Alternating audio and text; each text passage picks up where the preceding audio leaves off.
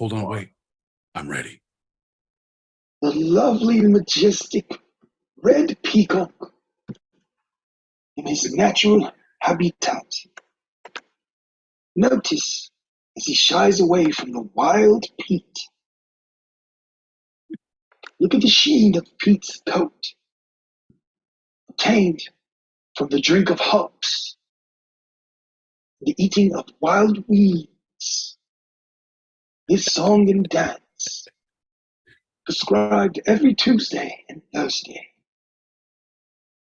Nature, a wonderful gift.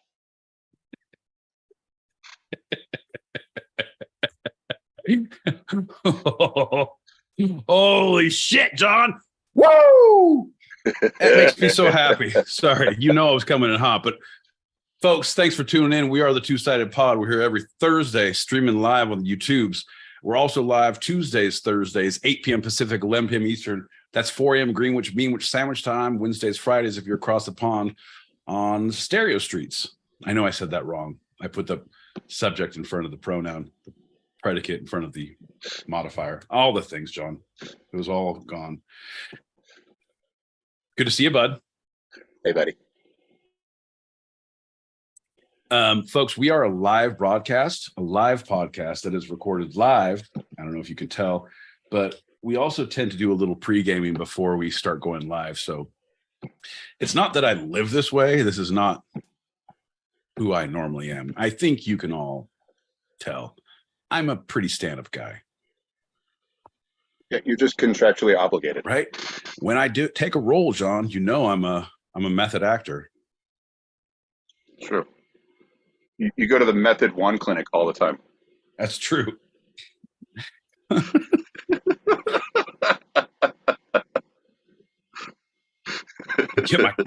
Gotta get my method on. So itchy. All right, bud. I'm up now. I'm pulling up on our YouTube live. Okay, cool. I'm now running. I got everything up for the YouTube. Fantastic.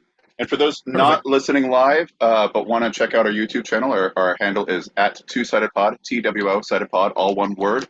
You can check us out and see our, as Pete loves to say, beautiful mugs. Don't ever say those words again, John. What Pete loves to say? That's it. Pete has no love anymore. That died years ago in the tragedy. Oh, that's untrue. What was that? That was when the Two-Sided started, April 1st, 2021. No one's ever been the same. Pop that final pre-podcast packet, and we'll get on our way. Look at this alliterative motherfucker. Somebody got his peas working. Spent all the time with the peacocks, perhaps. Perchance.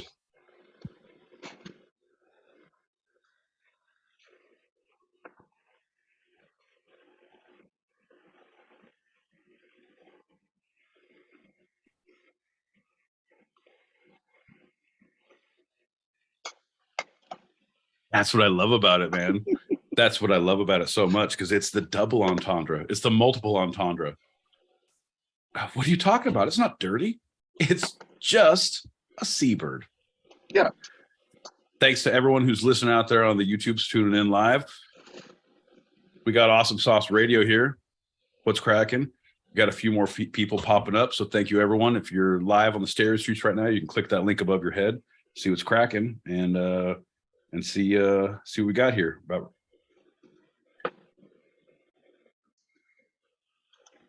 it's the only method he has. Dare I say, I'm impregnable.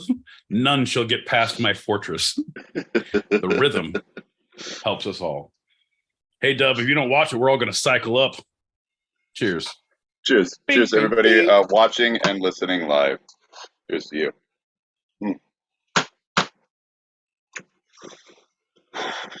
Well, howdy. All right. Ooh.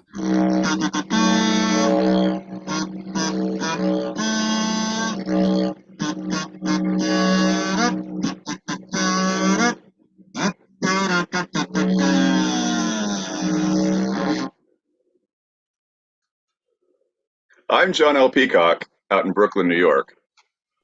I'm my boy Pete, thinking about technical difficulties because I didn't see you switch over on the audio to make it play like YouTube. So I just was talking to craziness in the air. So make sure you do that. In Southern California. And you're listening to Two Sided, a live recorded podcast where each week I challenge Pete with a bit of the two sides of life, the serious and the fun. Yeah, John, the you and the me, the no and the yes, the yin and the yang, the ebb and the flow, the push and the pull, the tug and the tuggier, the Abbott and the Costello, the peas and the gravy, the peanut butter and ladies, John. Come on. I don't know where the last couple came from, but I think we need to try it. I don't know. No. Well, speaking of the peas and the gravy, my boy Pete, let's start with the general check-in. My boy Pete, how are you feeling? And let us know with a dry college lecture. Well, first of all, John, I will need you to know the background of my boy Pete's emotional journey. It started way back, John. Some may before the two-sided even began. Yes, he was an emotional animal back then, but it was a long time ago in history. With many things that we had not discovered.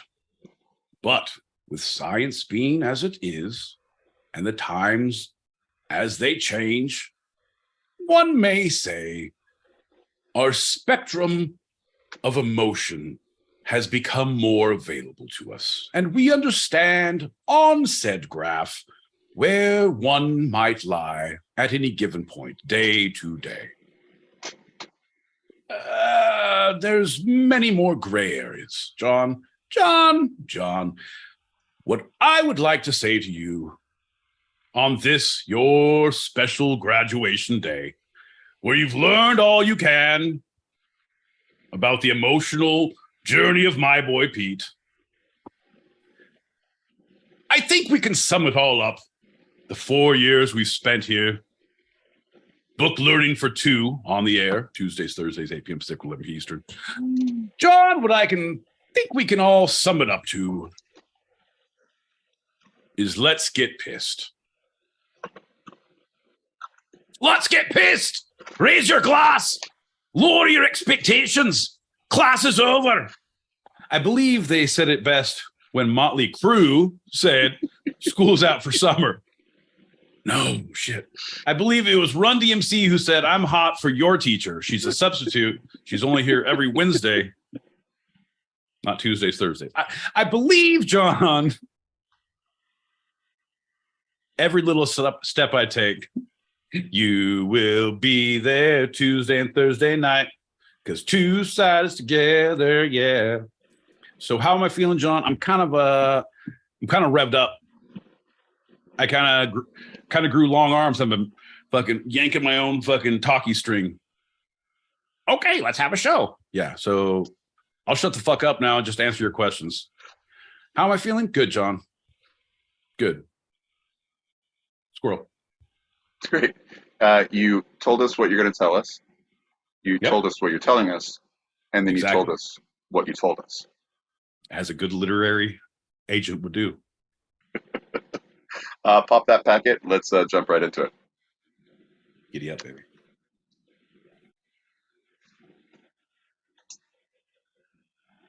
Is that what Gloria Estefan meant when she said the rhythm is going to get you?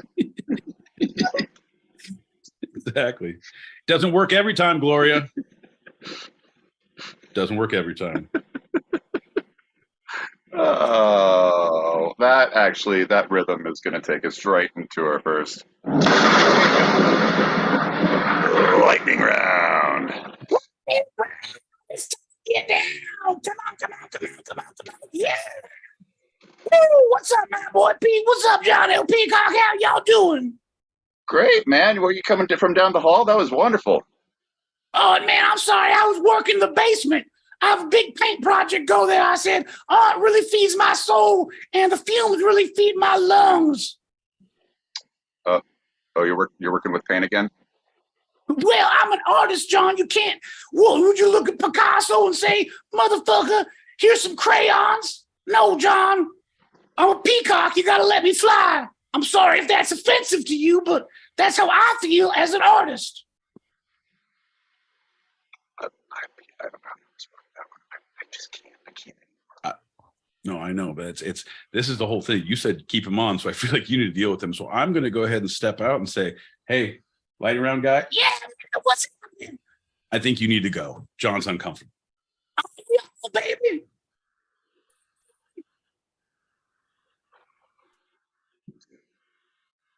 I know. Myself a peacock. It's not cool. It's not cool. Well, I mean, there's been a lot of peacock talk. He was listening in on Tuesday. There was multiple peacocks. He thought it was double vision. I said, nope. That's just another another in the pageantry of the peacocks as they travel from place to place. I don't know. Perhaps. Perchance. We have a penchant for profundity. Okay. Anyone who's anyone knows the first lightning round of the episode is always a standard Q&A. My boy Pete, are you ready for the questions? I think we've established I'm definitely not, John. I think we have fully established I am not. I should not be here. I do not have a permission slip. I am not under the supervision of any court ordered mandate. All right, no, I'm good. Let's go. I'm good. That is the correct answer. All right. First question, my boy Pete. Fucking shit. My boy no, Pete, I'm just yeah, go ahead. why do humans and animals have allergies?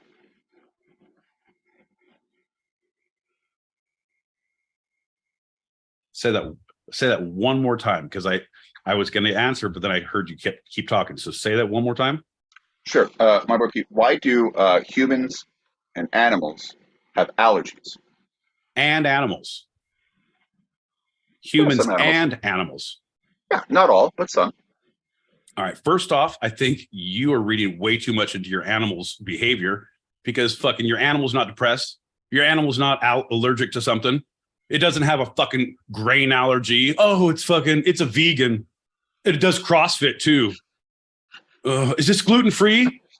Fuck you, John, and giving animals too much fucking credit. No, John, no. Why are people allergic to shit? John, let me continue in this vein. Why, John? Because they're bitches. Man, just deal with it. Oh, yeah. Oh, I'm lactose intolerant. Oh, you shit a little bit. Well, get used to it. That's how we used to do it back in the day. And we loved it, John. You couldn't go out and fight dinosaurs and be worried about if you're allergic to dinosaur meat. I'm going to be pooping all over the cave there, Cleta. Well, I'm going to see if I can have nuts and grains. Fuck off. You need to survive, baby. Don't be a bitch. Stop having allergies. That's why. Weak-minded people like you, John. Yeah, you didn't have ADHD till fucking 94.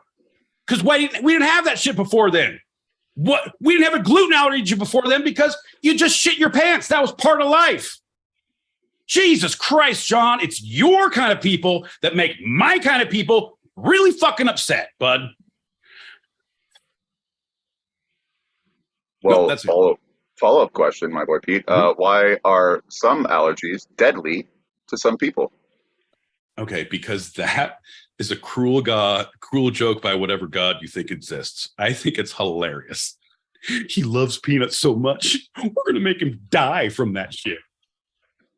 Hey, have you guys heard of anaphylactic shock? Well, you're going to after I kill this guy with nuts.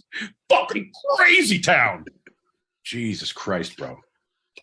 I think those are like, yeah, I have a shellfish. Man, you don't have... allergic to bees. All right, don't eat bees. Don't get stung by a shellfish. Stop breathing peanuts. All of those things. Right, don't go on a plane before the 2000s, right?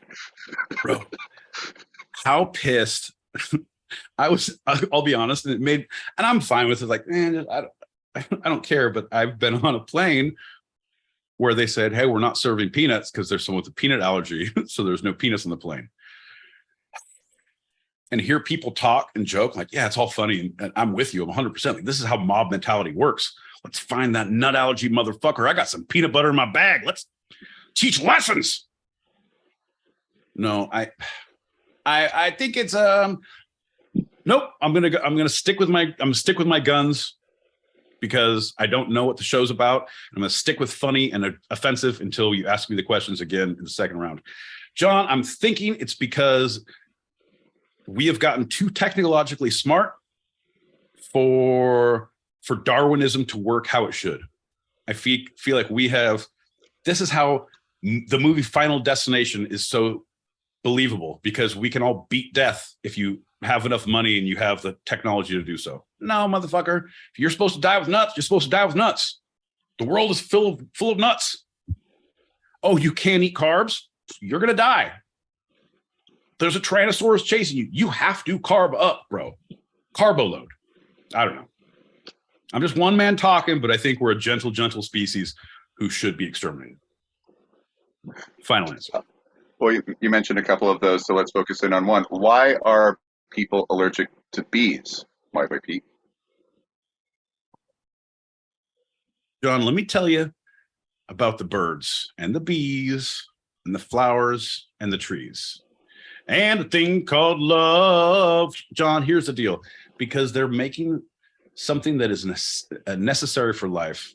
You have to have pollination. You have to have growth of plants. Here's something that in the whole cycle of life, in the birth, death, regrowth, that we are getting our oxygen and we're giving off carbon dioxide and everything is in symbiosis, that somehow your genetic makeup doesn't allow you to fit in. Hey, you see this fucking bee, John? You're allergic to? That bee means not welcome in this universe. Not welcome, John. You get stung, you die, get off my planet. I'm pollinating this season. I'm pollinating. My girl. My girl. Talking about bee stings. Bee stings. Bing, bing, bing. No question, my boy Pete. How might allergies correlate with irrational fears of bugs, etc.? Because you're a hypochondriac and you used a medical dictionary to look up things that could kill you and possibly would, and then you're fearful of them.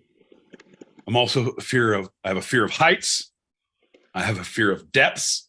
I have a fear of widths. All of the measurements. Someone breaks out a yardstick, I lose my shit. Just saying. All right. We'll give that one to you. There you go, buddy.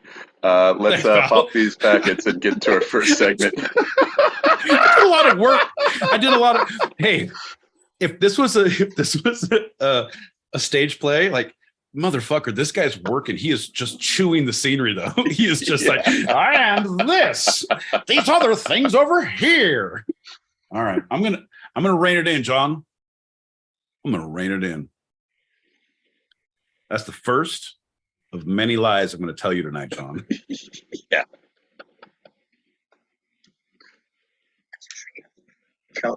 Is that the follow-up show to Coventry of the Penis? Yeah, I've seen that. yeah, I did some work on that, actually. I finished to say that. Just, you should see my work when I helped create the Eiffel Tower. It's quite the thing. We called this one the hamburger. Hey fellas, how you doing? How you doing? They here, happy to be here. I walk in and you're talking about allergies. Good Lord. Uh-oh. I have so many environmental allergies. Uh-oh. Not like to peanuts or food or anything like that. See? Just stuff like grass and trees. Right? Horses. There's like 53 things on the fucking list. How you doing, everybody? Hope everyone is well. I love you, MFA. Sorry if you came in on a tirade where I was going off on. You know me, though. My sister, my blood relative, is the most allergic person in the world.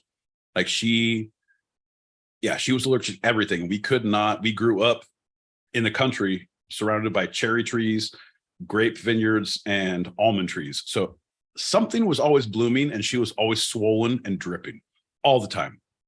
It was awful. I would laugh at her like, oh, genetically, you're not wanted. And also our parents talk about you. I was a great brother.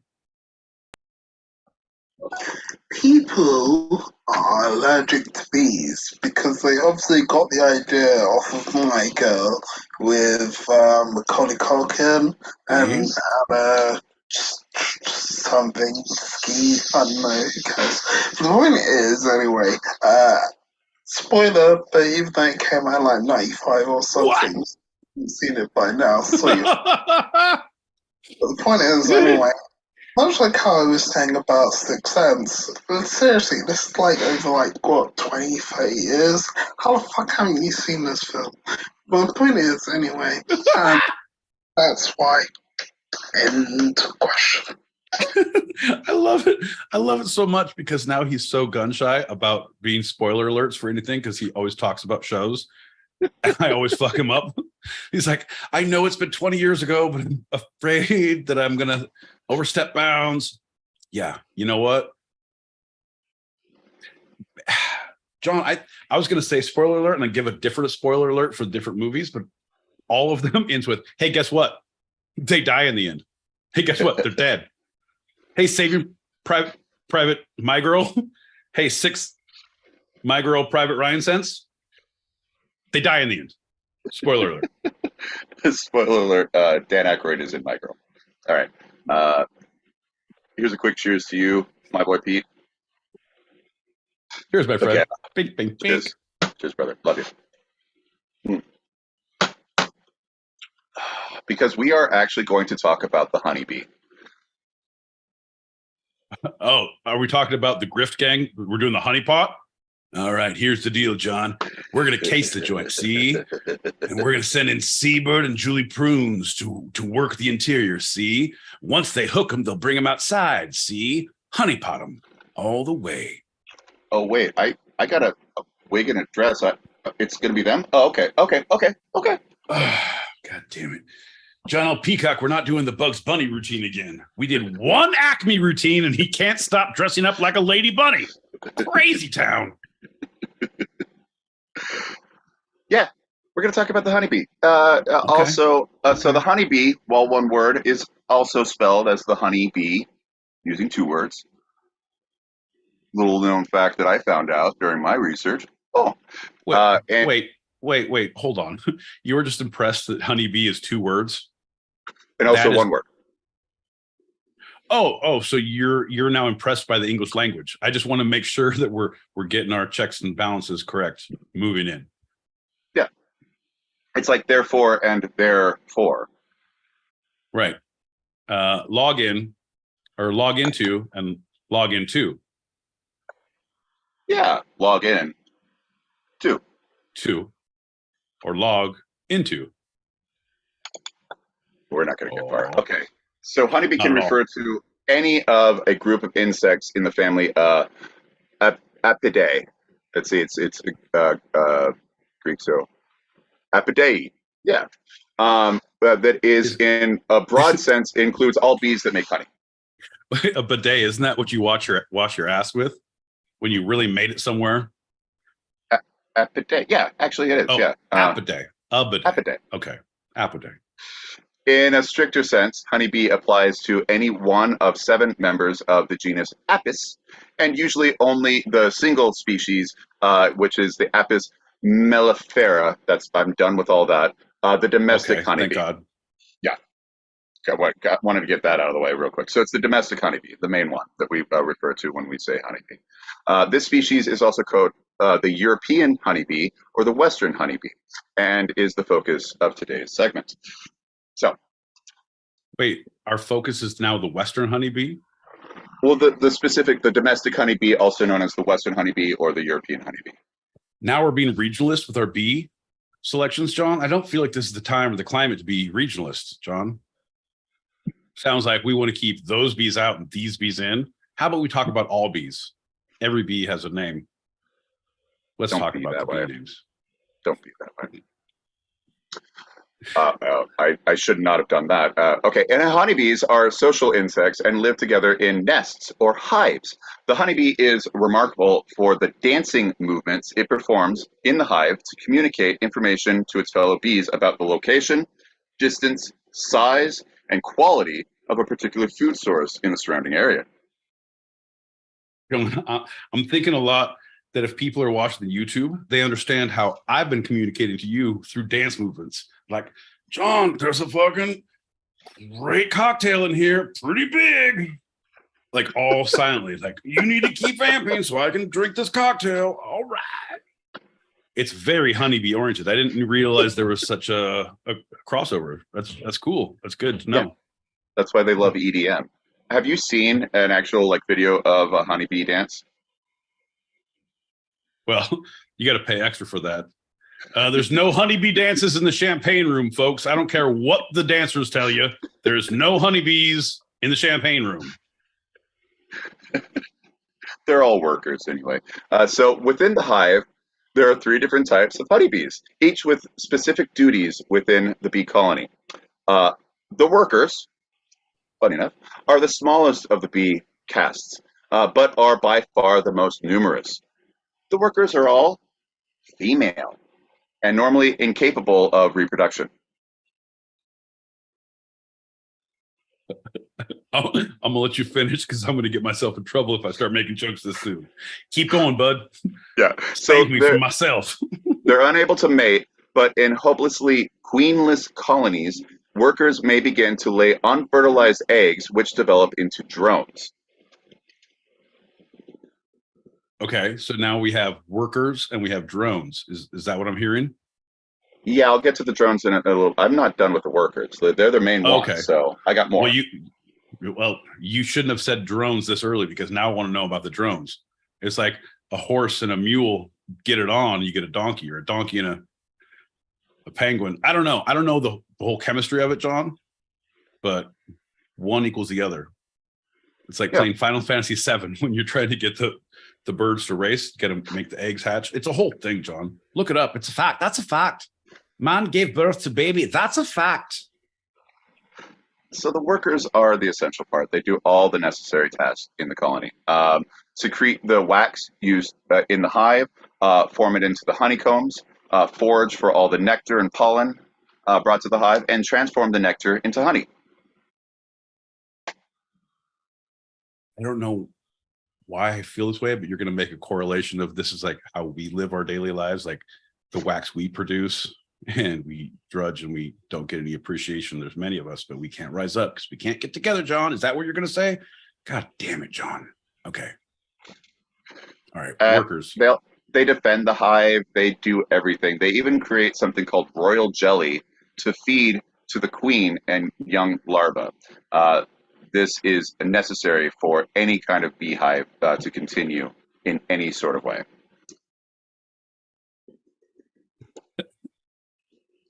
I know it's not right, but I'm like it sounds like any kind of a royalty system. Like, isn't that pate? Like, here's the deal. The peasants have to make the pate to feed to the royalty, so they're happy and they don't kill the peasants. Also, the peasants will protect the colony at all costs. Of their life. I didn't vote for her. So everything I read is around 6 weeks is the average lifespan, but I found out that it's for the workers that are brought up in the spring and early summer. They live about 5 to 6 weeks, but they first start as house bees for the first 2 weeks, and then the rest of their lives they're field bees. But Jesus Christ, John! If they're born, no. Okay, go ahead. If they're born in the fall, they live through the fall, through the winter, and into the spring to teach the next generation of worker bees. So they get to live several months just because they're born in the fall. Good for them. Okay. All right. Time out, bud. So let's unpack all this, right? Because I am I'm following another thing with Dave, and I'm following, like, I believe in, like, well, okay, let's really just unpack this. So what you're saying is the bees live longer if they're born in colder months. Yeah. They make it through the winter because their bee bodies can survive longer when it's cold. Because they don't lay eggs at that time, and so they have to survive for the hive to survive. It is a weird anomaly. Right. No, but okay, but that's what we say because, oh, they must have the hive. Maybe their bodies can't do it. Maybe you stick a bunch of bees in a fridge and like keep that fridge plugged in, John, over the summer. Uh-huh. And then the snowbirds come back to Arizona and they open their fridge and it's full of fucking bees from the year before, and they're old ass bees, John. They're angry as a motherfucker. Have you ever opened a hive full of bees? Yes, probably, because you're from Arizona. But they're young bees, John. They're young bees in a fridge. Get some old crusty bees 2 summers in. It's a fucking guest house that no one's been to, full of bees. They have a small society in there. There's an ecosystem. They have small planes that the fuel is part of the royal jelly, but they can't leave that because they have the queens and the other ones that are the whole thing, John.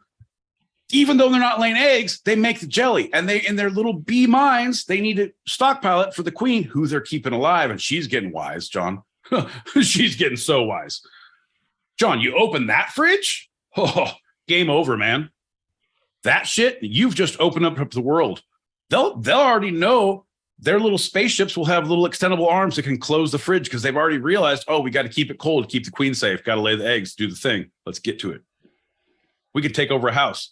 We got a refrigeration truck out here, John. Fucking, we opened a chain of snow cone stands across all of America and then the world, John. One hive, John. One hive. Have they tested for that? Because is that a thing? I don't know, but I think we should. I think we should like do a 25-year test and make some 25-year-old bees. Get them drunk. Have fun with them. Right. The whole thing is, have you ever gone through bee puberty when they're like 13, 14, and they're all like, I'm going to leave the fridge. Like, you don't need to leave the fridge. You're going to die out there. You don't know me. And they buzz off and you just stay up all night crying. Ugh. It's a lot of responsibility raising a fridge full of bees, guys. Lots. Also, I want to move on, but I have to. They consider it the time of scarcity. There's no pollen, there's no nectar, there's no honey for food, and so they're like starving, and they're like going through it all and living this horrible starvation life so that they can just make it long enough for the nectar to come back and the new bees to come, and they teach them and they die. And you're like, no, let's make it eternal starvation, cold, bitter hell, frozen over.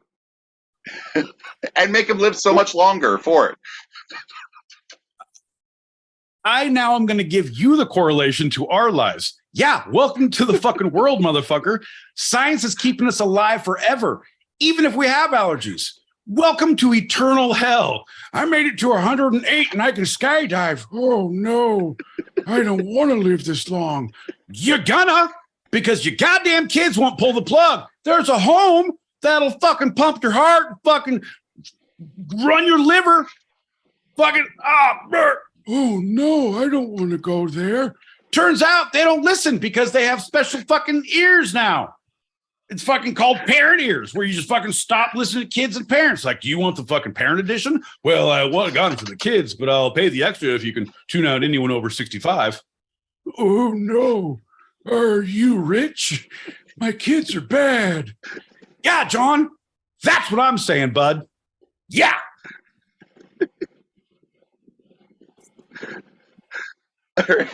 Yeah, I'm gonna throw another one at you. They have the worker bees have well-developed compound eyes on either side of their head and 3 straightforward eyes on the top of their head. I gotta keep going. I've already bit off more than I can chew. I gotta keep going. I can't backpedal now. How do you go bigger? How do you go bigger? right, John, I'll tell you. John. Here's the deal. When you're out working the fields, I was a house bee once, John. Oh, what a glorious first part of my life it was. It wasn't nearly long enough. Then they sent me out in the fields, John. You got to be looking all around, John. You got to see him coming. You got to see him going. You got to watch him walking. You got to watch him leaving. Why are they walking? I don't know. We have wings. That's what I'm saying, bro. Eyes everywhere. All hail to the fridge. All hail to the fridge. All hail the fridge. Next is the drone bee. Hey, remember me? I'm a worker bee. The other worker bees have been talking. We're not fans of those drones. Yeah, we gave birth to them, but fuck those kids. Let's just sit in the corner, flying around in big old masses, listening to what he has to say next. You're gonna love these guys. The only function, they're all male honeybees, and the only function of a drone is to fertilize a young queen bee. Hey! Whoa, this fucking guy. I heard you guys were talking about me, yeah? Oh, yeah. Oh, is there a party? No, I don't like to fly. I don't like to fight. I'm a fuck machine. Oh, yeah. That's what I do, baby. You don't know how right you are. So, Well, I'm pretty sure I do. I'm a drone. John, don't tell me about my culture. I'll tell you about yours. How about this? You continue your story. I'll correct you when you go incorrectly off the path. would you agree this is correct that all drones are visibly larger and stouter than the workers? Fucking look at this. It's like a baby's arm. That's what they call me. Hey, Carl. Fucking hey. You look like a baby's arm, Carl. You are much bigger and stouter than any worker bee I've ever seen. Thanks, boys. Back to it.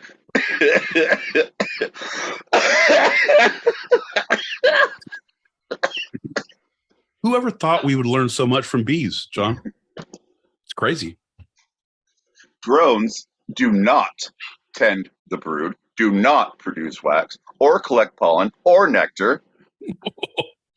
Not my kids. Not my fucking job. Hey, Cheryl, I'm going to go out with the boys, and we're just going to go fly around a little bit. Oh, fuck you, Carl. I know you don't fly. I've been collecting nectar and making wax and watching the brood all day. Oh, hey, fucking hey. I don't even know if it's my brood. I'll be back when I'm back. Drone out. Well, they go to the local pub and they feed themselves directly from the honey cells in the hive, or they beg food from the worker bees. Hey, baby, I didn't mean that. Hey, all that shit I said before about not my brood, probably my brood. I don't know. I love you. You look pretty. You do a lot of hard work. How about you give me a little taste of that honey? Just a little something nectar. Give me up. Papa needs a little taste. How about that? Oh, you're the best, Cheryl. Oh, shit. No, Cheryl, that's right. Perfect.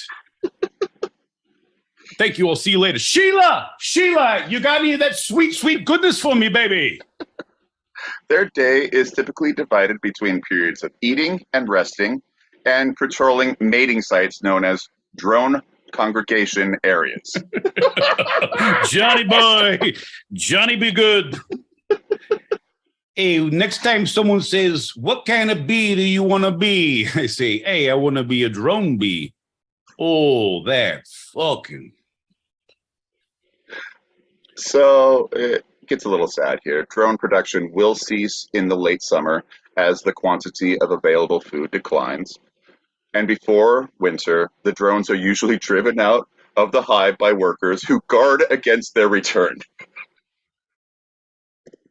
John, again, tell me this isn't not a correlation to real life.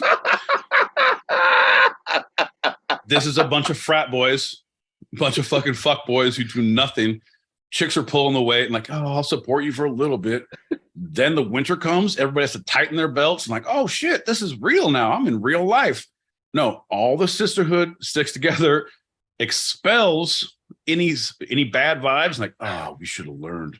Hey, fuck, that's no good. You guys got any honey? Oh shit. No bueno, John. That's real life. And then what do they do? Then what happens? Well, this is the final solution. If hive has lost its queen, they may start to develop laying. Only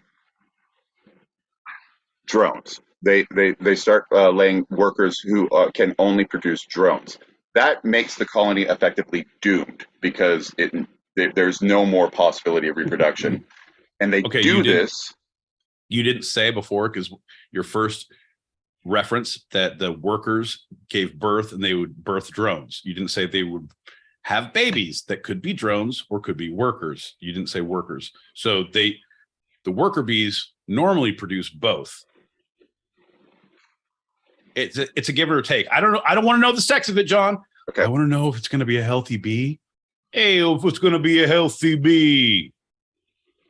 Is that how it normally is? No, workers produce unfertilized eggs, which turn into drones, but they also produce the royal jelly that can turn the larva into the queen and stop it from being a drone. When the hive is doomed, this is the last ditch effort. They only produce a whole lot of drones to go off and try to mate with a virgin queen in another hive. So they don't produce it. Basically, what you're saying. Because all of a sudden you jump to a queen is dead, long live the queen, but somehow you jumped ahead and now the queen is dead and now they don't produce any more royal jelly. Yes. Okay, so no more royal jelly. Yeah. All drones. Yeah. Hey, how you doing? How you doing? What's up, ladies? You want a party? Oh, shit. Guess So not. it just gets flooded with guys where it's normally all women. Whoa. Right. Jesus Christ. Turns into a frat house. That's why they go off and try to impregnate a virgin queen from another hive. I don't know why they had to specify that it was a virgin queen, but they did. Hey, because once they had it, they're not going to come to us. Guys, have you seen the Sigma Deltas? They're amazing. I'm going to fly over there and see if I can't get a little something. You know what I mean? I heard they got royal jelly to spare if I can weather the gauntlet. If you know what I mean. Wish me luck, boys. So, yeah, I could just see like this swarm of drones going onto a hive and hoping that one of them gets to the queen. Kind of like sperm going to. Okay, anyway.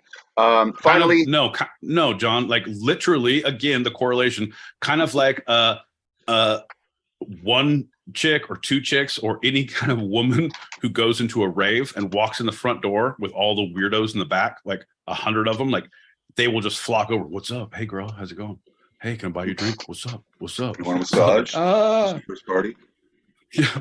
No, we're not that far yet. You got to go in the dark for that. Okay, so the queen bee, the final of the three types of bees, right? The big one, the honcho. She can be recognized because her abdomen is huge. It's usually smooth and elongated and extends well beyond her folded wings. Oh, no. It is not huge and extended. It is lovely and royal. Anyone who dares say otherwise will be feeding me royal jelly. Go on with your story. Her only function is to produce. Production. She's usually the only reproductive female in the colony. And it starts pretty early on. As soon as the first fresh pollen of spring is brought home by the workers, and it continues into the fall as long as pollen is available. Oh, more pollen. This is lovely. It does make me want to, oh my, it is smooth, my belly. Anyway, bring me more jelly. And those drones all dancing. You like that? Hey, girl, you like this? Come on, Queenie, you want some of this? Oh my, yes. Very good. Oh, yes. So at the height of her productivity, she can lay as many as 2,500 eggs every single day. Just keep dancing for 2 more minutes, then I have shit to do. I have to get to egg laying. Oh my. She can live up to 5 years, but her usefulness rarely exceeds 2 or 3 of them. Is that 5 years in a fridge or 5 years out of a fridge, John? I'm just asking for a friend who wants to have a fridge full of bees. Listen, I didn't want to spoil it for you, but I think you found the whole thing. I think bees die out of necessity because they can live up to 5. If she can do it, all of them could do it, but they don't. Right? God damn it, bees. Pull yourself up by your bee straps. Beeswax. It's a tough world. You don't get by on 5 years of life unless you live in a fridge. Do what's necessary. Oh, no. I have royal jelly. All right, royal jelly or beeswax or whatever. Fucking get to it, bees. She is the one that you were asking about. We don't know if it's a boy or girl. She does both. Younger queen bees mostly lay workers. Towards the older age, she starts to produce a lot more drones. That's not good, right? The drones can be produced by the eggs that are being laid By the queen. But John, you are just not giving me all the information here, bud. So workers can lay eggs. Only drones. No. They can lay eggs, but they only hear me out. Just stop talking. Okay. Workers can lay eggs. Yes. That are only drones, unless they have royal jelly. Which makes them a queen. Yeah. Hear me out. Fuck you. Listen. And then the queen can lay eggs that can either be workers or drones. Yes. When she gets fucked up, she's only laying drones. So her workers are only given drones. She's only given drones. You're not filling in all my blanks, John. I'm a very logical person. I don't play one on Tuesdays, Thursdays, 8 p.m. Pacific, 11 p.m. Eastern, but I live the life of one most of the other time. Well, you're right. So that's not good for the hive if she starts to make a whole lot of dudes, right? We need the workers. We need the females. Hey, from your mouth to the queen's ears. Am I right, Johnny boy? So the workers take it upon themselves to supersede or replace the queen just because they need to, because she's not doing her job. So all hail the queen, chop off her head, get a new one. Oh no, this seems very unfortunate. Hey, I'm gonna be the fucking queen now. Look at me, I'm a fucking queen. She also produces a pheromone known as queen substance, which is passed bee to bee throughout the colony. So they know she's good, they know she's healthy, they know she's around, and if she's ever taken out, they can immediately tell because of the lack of the pheromones that are going around constantly. Here's the same thing with Beyonce. The exact same thing. Again, correlations, John. Mm-hmm. And the royal jelly is really what makes a queen a queen. A worker is turned into a queen in the larva stage because of royal jelly. But then somehow, oh no, that the workers then kill the queen, and then another larva that is turned into the royal jelly can turn into a queen, not a worker who killed. There's no, we don't have a whole replacement of an overthrow of the kingdom. It's all the next generation. Okay. All right. See, again, we're filling in blanks, John. We're getting, this is how a screenplay works. I feel like if we tighten this up, this is maybe Amazon Prime. It's not Netflix yet. We're getting there, bud. We're getting there. Like a cartoon with Jerry Seinfeld, something like that. I don't know. No. This is going to be like Schoolhouse Rocks on acid. It's going to be like Face melts. 100%. It's 4 kids, but not 4 kids. Right. It's just 4 of them. 1, 2, 3, 4 kids. Yeah. Give me a doggy bag. Give me a child to go box. How much is the show? It's adults $20, children $12.50. Give me 2 boys and a girl and a doggy bag. Can't finish them in a sitting. I don't need a ticket anymore. I'm good. I'm fine. I'm full up. Couldn't eat another bite. All right. I'm going to do a shot because that's the big build up. And now we're going to talk about what they do for us. Jesus Christ. We're still on bees? All right. Oh, this yeah. is the most. Folks, I'd like to apologize to anyone who may still be listening. On behalf of the Two-Sided Pod, specifically my boy Pete, mea culpa. Mea culpa. I'm sorry, baby. It's not you. It's John. Cheers, everybody. Cheers, everybody. You're welcome for listening.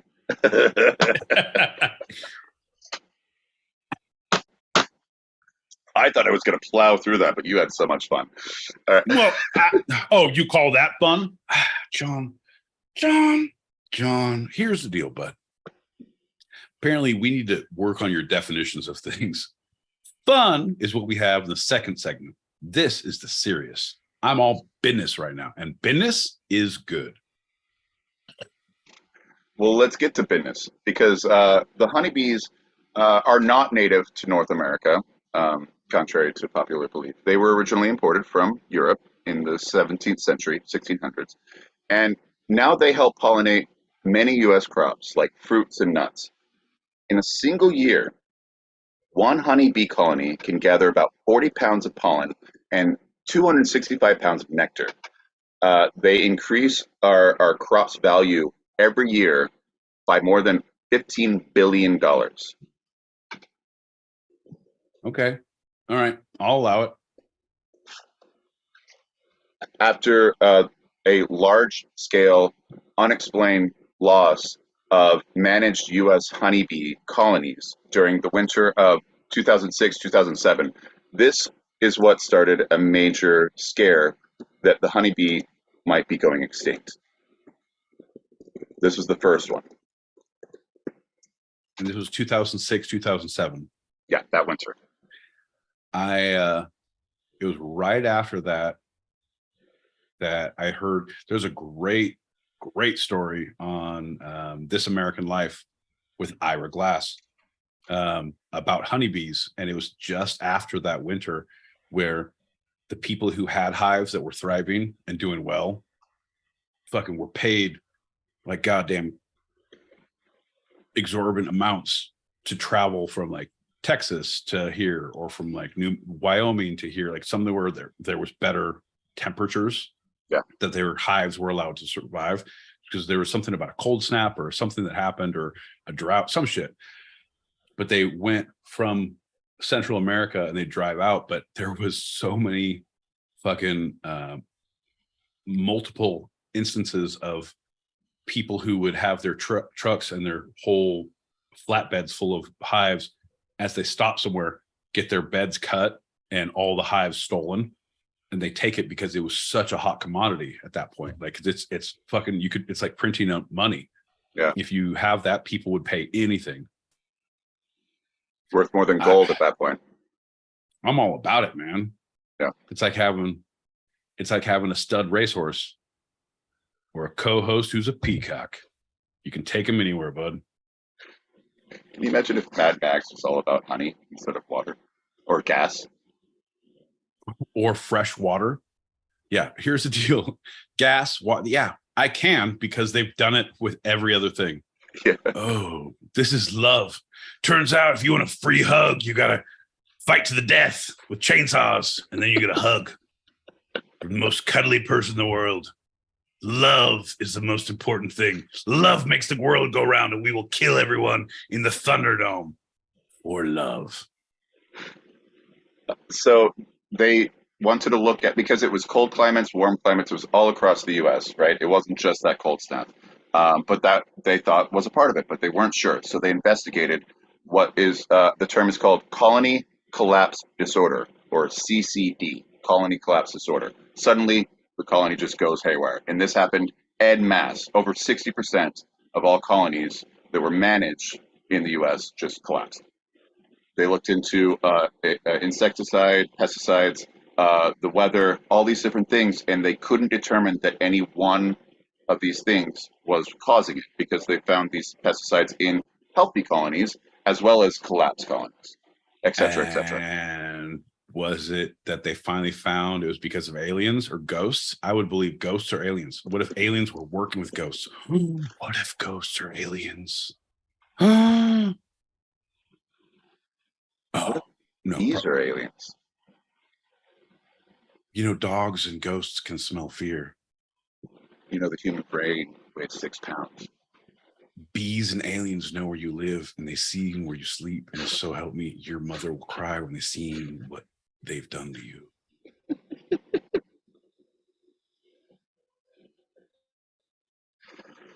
So this caused many to speculate the possible upcoming extinction of the honeybee. And along with that, there has been research into the consequences of such an extinction, right?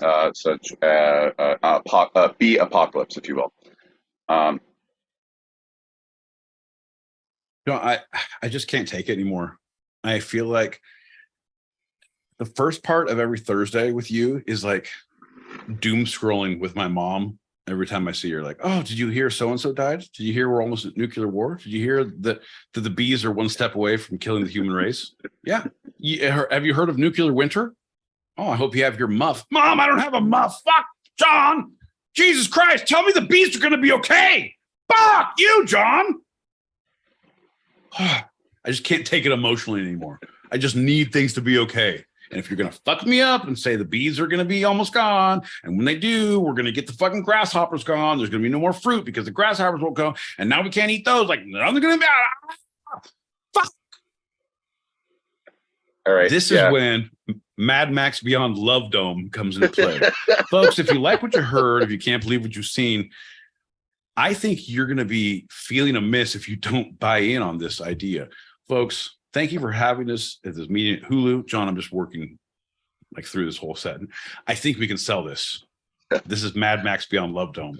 It's all cushy pillows and hugs, but lots of chainsaw violence too. So it's halfway there, you know. Well, okay, you actually basically summed up what it is. The chain reaction of the cost goes up, beekeepers, farmers go out of business, and eventually John. Cows can't dogs eat. Sleeping with cats, lambs sleeping with lions. It's anarchy. The Ides of March are upon us. You didn't, and if you have that John L. Peacock would not be the one giving the Shakespeare quote, then you get double bonus points and you can stamp another block on your two-sided bingo card. And finally, in time, people will die from starvation and malnutrition because there will not be any food to eat. All right, so I just went to the end of that. Although we have seen... Did you really? Because you just had to read the last sentence. Like you have, it's almost like I feel like you getting this last thing, it's like double Dutch. Like you can't get into the next one unless you like gotta say the last sentence 2, 3, 4, and gotta get to the door. Anywhere I go, it's gonna be no go. Can't believe John is here and I'm still going. It's very John. Just go in and jump on the ropes. We've seen these colony losses en masse. The biggest one was that 06, 07, and more recently in the 2020s, 2021, 22. And so it's estimated, very much fortunately, that although we have had a lot of public scare about the honeybee especially going extinct, that's not the case right now. There's actually estimated more honeybees on the planet now than any other time in human history. So though a whole lot are lost, a whole lot come back because we have so many of them because we've been cultivating them. So we're fine. This big scare of honeybees going extinct is actually not an issue. Now let's talk about the extinction of peacocks, because that is something I can get behind. Well, funny you should say that. In contrast, there are more than 3,600 bee species native to North America. Some are facing the real risk of extinction. 8 different categories have been identified. 7 of them are the Hawaiian yellow-faced bee species, because of the threat of non-native species of ants that feed on the eggs, as well as habitat destruction. And finally, the rusty-patched bumblebee is number 8. That's also listed as an endangered species. So bumblebee might be no more pretty soon. They're creepy. I'm okay with that. Everyone I see, I'm like, I hope you're the last. Why? Because they use the radio as their voice box? Yeah, I don't like that. Like, if you have throat cancer, you need to leave my porch. Yeah, I think I will not. Nyang, nyang, nyang. Horrible, John. I was saying, like, yeah, there's all sorts of bees out there that, yes, some of them should be the killer bees, not the 98 Wu-Tang, the swarm, because that should live in infamy. But I'm saying the killer bees, the ones that are coming up, Southern California, New Mexico, Texas, that are like stinging animals and killing them. The African and the honeybee were put together. Yeah, doing that thing. Yeah. Humans made them do it, and they watched. Yeah, right. No, they had a big giant fridge with glass windows, and they're like, live forever. Fuck bees, fuck. Horrible. It's one step above snuff films. Also, this whole segment's not about the killer bees, but the killer bees are not actually very dangerous, by the way. That was another big scare. So honeybees not going extinct, killer bees not actually super dangerous unless you provoke them. Finally, killer whales. They are very dangerous. Don't go near them, and they're smarter than you. Especially if they're flying. Yeah. Yep. Ways to prevent further decline of bee populations on an individual level. Here we go. For the listeners out there. Here we go. It's a call to action, folks. I told you if you stick around long enough, we're going to have an altar call. And my boy, John L. Peacock, fucking beat me to the punch. John, tell us what the listeners at home can do for their local bee population. And if it's buy a bigger fridge, I already beat you to that one. So what can we do as a community of bee conscientious listeners and viewers do at home? 4 simple steps. 1, providing stop, drop, and roll, and then roll more. Providing a honeybee friendly habitat in your yard or other outdoor spaces. 1. 2, eat bee friendly, which means like organic or other foods that use little to no pesticides. Boo. Go ahead. 3, avoid the use of insecticides on your own lawn. All right, I'll allow it. I don't give a shit about my lawn. And finally, 4, and this is for you specifically, my boy Pete, don't kill bees. Just walk away. Here's the deal, John. You're not better than me, and you don't know the fear that comes into my soul when they're coming right at you. You get in 5 feet of my personal space, you get a fucking fist. And a bee is no different, John. You tell the goddamn bee to stop messing with me, and I will do the same. Fucking don't kill the bees. My ass. No pesticides. Pesticides are delicious. When's the last time you enjoyed a tomato from the market without pesticides? Organic. $17. It's not even big or red, and it almost doesn't have a fucking insect bite in it. John, give me the pesticides or give me death, and I will punch a bee in the face. They have faces, right? With your 17 eyes in the back and the front. Oh, look at him. He's a worker. No, you should see me coming a mile away with all them eyes, motherfucker. She's a worker. Here's the deal, John. That's not me. That's the pesticides talking. I got you on that one, didn't I? You didn't see that come. Woo! So that's the honeybee, man. folks, and that is the Honeybee, and we are the Two-Sided Pod. We're here every Tuesday, Thursday, 8 p.m. Pacific, 11 p.m. Eastern.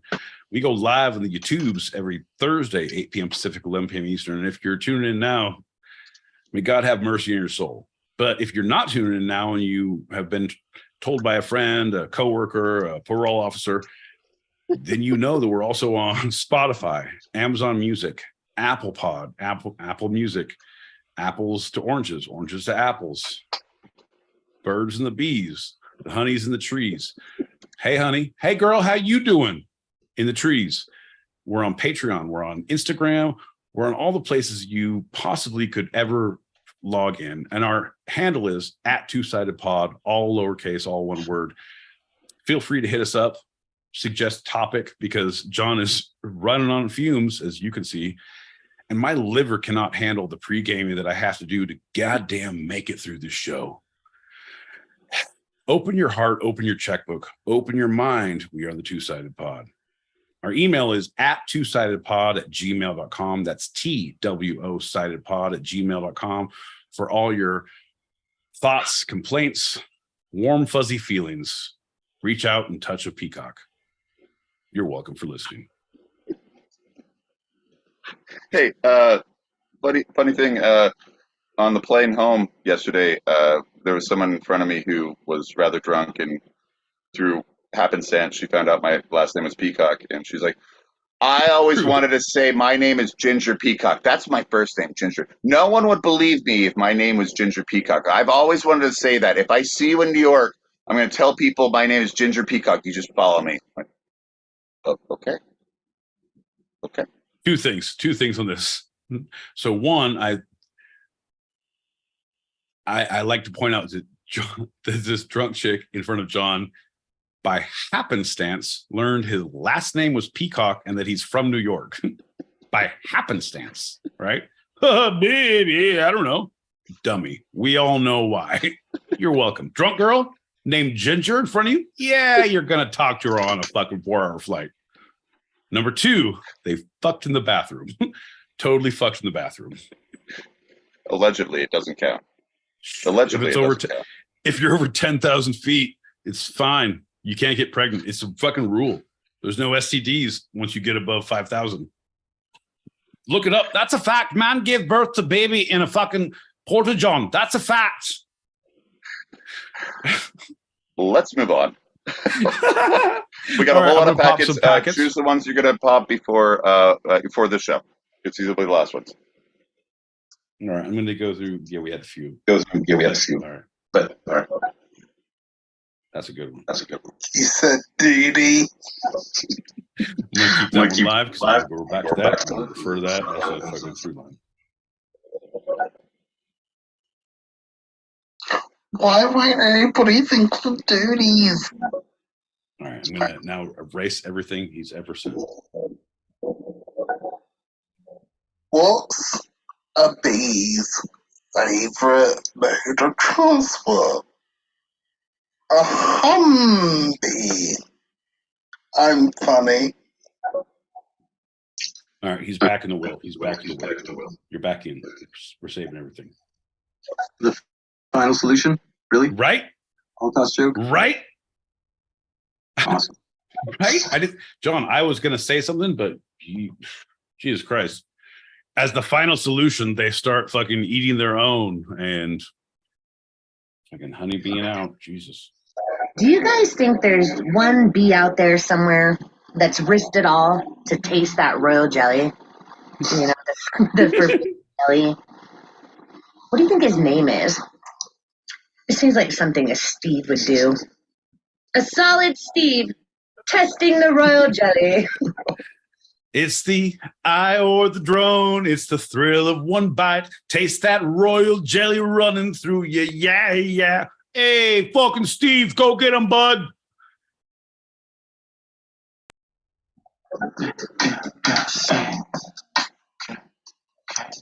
Little queen, I'm impressed. Breast spike smooth, belly. Come on, get the jelly, let me get it. Ooh, Let me push in that thing. Wanna go forget, procreate. Just beat my moves. Can you relate to the way I demonstrate? The way I jerk my body back and forth already. Know I know the karate. Let me do my thing, of course. Oh. I'm impressed by moves. Queen, I'm impressed by your smooth belly. Oh. Kill a check to the soul, till I'm till I'm tired, dead. I think I died after this, right? Oh, fuck it. It's been a great life. It's been a great night. And I know you can only be my wife tonight. As I procreate and shoot this up in you. Yeah, baby. Hey. Members of our colony. Check my biography. And beat my dance move. Damn.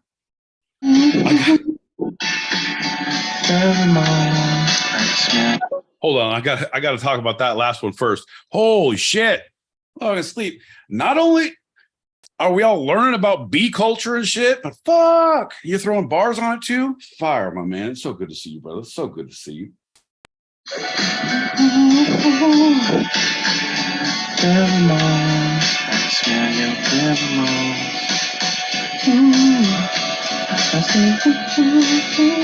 Yeah.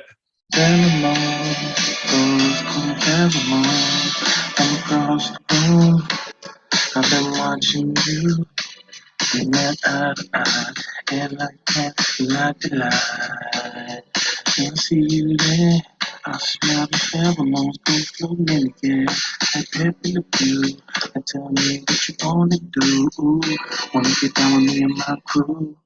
All night, it's only you. Already know that it's I'm saying it's. Yeah, my brothers and cousins gonna be down, but I'ma go first.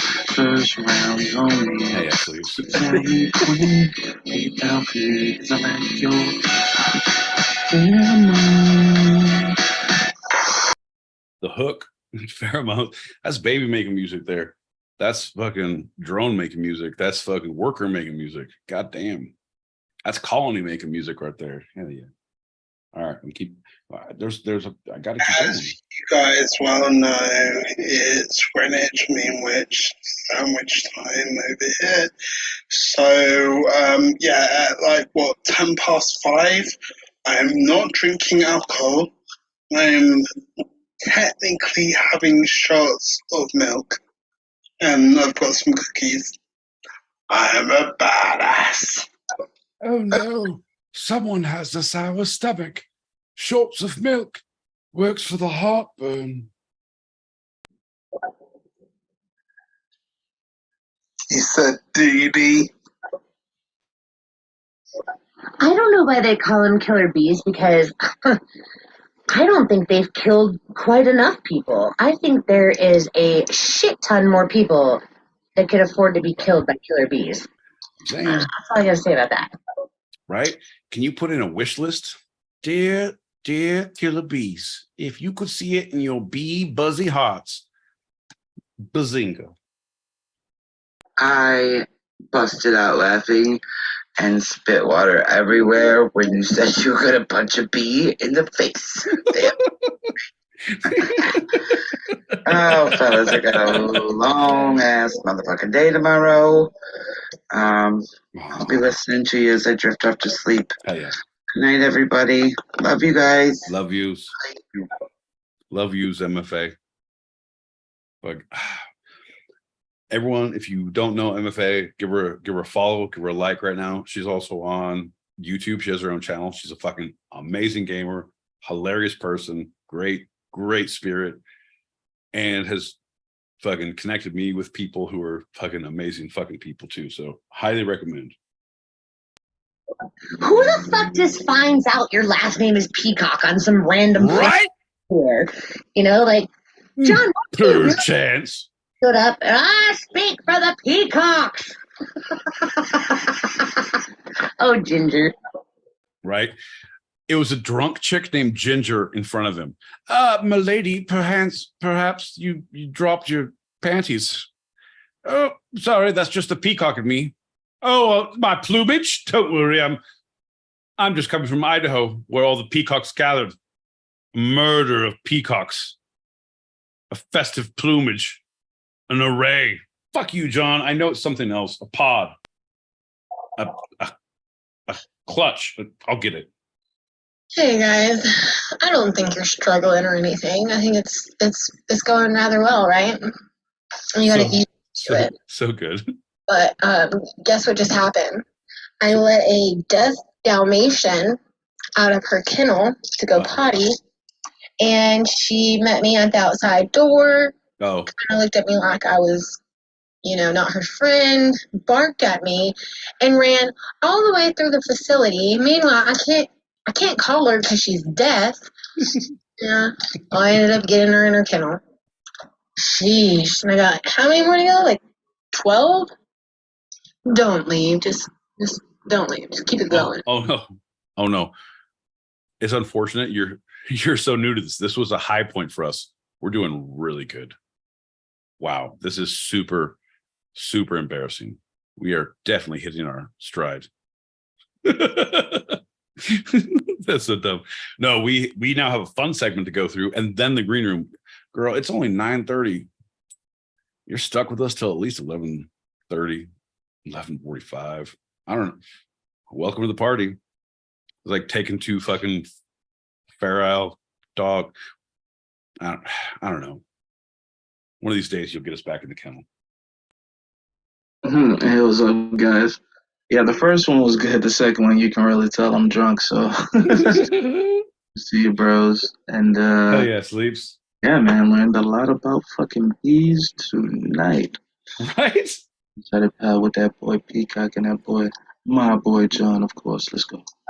That's what I'm saying. Sleeps. It's good to see you. Always a fucking pleasure. Hell yeah. Thank you to all who have wonderful things to say about the bees and nothing to say about the birds. Because the Doppler effect. Oh yeah, that's when sound travels and you don't know where it's coming from, baby. Woo! Oh, right. I was thinking of the doppelganger effect, where you meet yourself, a perfect doppelganger of you, and you have to fight the person. Yeah, man, I couldn't imagine meeting another ginger somewhere in life. I'd have to fight him right off the bat, baby. Woo! All right, well, I heard about the birds and the bees, and I was down there, man. It made me all hot and bothered, but also I passed out from the fumes of the paint. So I didn't know if it was the birds and the bees or the glitter in my paint. But yeah, we didn't talk about no birds, bro. We didn't talk about no all birds. right, I guess I was passed out from the paint. Yeah. Anyway, I've got some art to do. Yeah, go do your art. Team Peacock all the way, baby. Cool.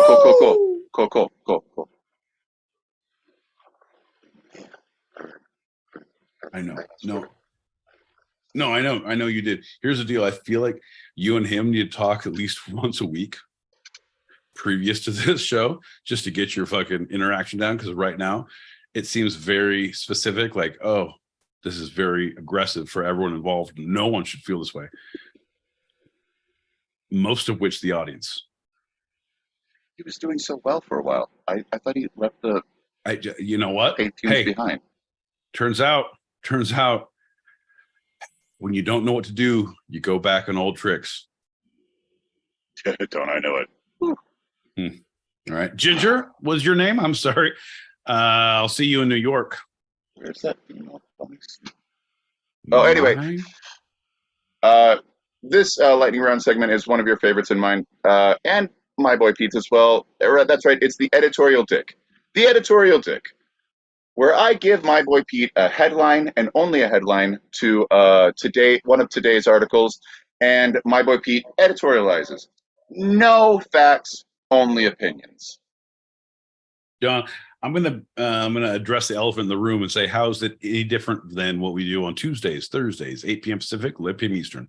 Absolutely no information, all opinions. Fuck your couch if you don't like it. I actually put that in not for the people listening, but for you, because you keep on forgetting you want to throw in facts for some weird reason. John, I am nothing if not irate in my facts and my fiction. I'm equal opportunist in both. That's true. I'll drink to that. Damn straight. All right. All right. I'm gonna say let's do it, but let's pour a shot.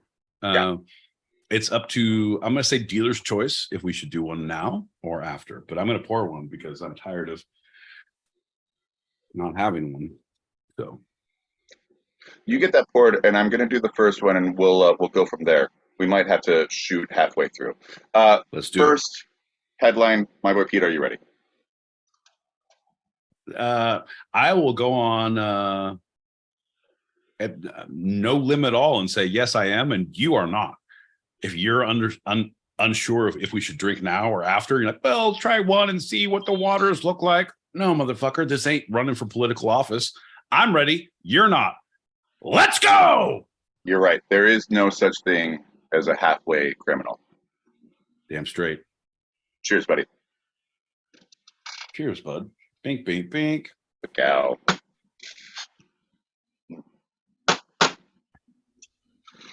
First headline. Hard right holdouts may block U.S. House speakership for Steve Scalise. Yeah, number one, good. Number two, of course they are. Number three, it's like a fucking middle school goddamn election. This is bullshit. Well, I don't like what they did at this, and I'm unsure of this, and I'm an asshole because my parents are rich and you're poor, and I'm pretty sure you stole from us. Yeah, I did. That has nothing to do with this election. Fuck! It's bullshit, John. Here's the deal. No, they have a majority. They should be able to just like, all right, let's all get together and like, here's someone who's going to fucking, because, and here's the thing that sucks, fucking politics, right? Let's get someone who's going to yes and us all the way through to everything we want, but they can't get together and yes and themselves. It's bullshit, John. It's a fucking bunch of hens. Bullshit. But also, in his own words, he said he's a David Duke without the baggage. And that to me, granted, their other choice was a fucking knowing pedophile wrestling coach who didn't say anything, who just fucking okie dokie artichokey, and he's the fucking yes man to fucking Orangey McOrangerson. Yep. It's a whole, like, you're damned if you do, you're damned if you don't. Yeah. It's the same thing with Biden. It's the same thing with anyone. If you're doing any politics shit, like at this point, you're just hoping for the oldest person who dies the quickest. I've got to give that one to you. Thank you, sir. And since this is all editorializing, I have to apologize and make a correction. I said his name wrong. I said it was Steve Scalise. It's actually Stevie Scalise. All right, moving on. Next headline. Beyonce showing up for Taylor Swift's movie premiere was a, quote, fairy tale. Number one, yes. Because you get two fucking queens in one same room. I'm sorry, portal's open. I would see that and my mind would be blown, John. I don't give a shit who you are. That would blow your mind. Like, what the fuck? No, talent-wise, just fucking icon-wise, like the amount of GDP capital that is on stage right now, like, what the fuck? What kind of insurance do you guys have? Like, I'm just thinking about the fucking back end. What the fuck? It blows the mind. Also, fucking, come on, Beyonce? John. Yeah, Taylor Swift is great, but she makes some fucking sketch-ass decisions with some fucking sketch-ass people. Again, if we're talking about high school relationships of the Republicans, this is the same thing. She's the same fucking middle school with them. It's the same bullshit. Yeah. And then all of a sudden, I'm a big fan, John. I don't know if you have seen everyone is so all about, it's overshadowing the Chiefs. It's now all about Taylor Swift. And there's so many ideas and thoughts and what they're doing. Like, what is this? What does this mean? Like, oh no, she's promoting her brand. No, she's promoting the Chiefs. So much money. So much money flowing through this. She's doing this. And then people are saying they're having the best season ever. They're going to get to the playoffs. Like, how long did her relationship last? Like, the longest one was this many months. Well, that's at the playoffs. and then she blows him off, and then he's fucking destroyed, and now they lose the playoffs, and what the fuck? And I was like, it's a whole thing. She's working for the casinos, and that, John, is my favorite. But I don't think Beyonce would be in on that. So, Beehive, baby, killer bees. Next headline: SAG-AFTRA accuses studios of, quote, bullying tactics after talks break down. Oh, 100%. 100 fucking percent, John. Here's the deal.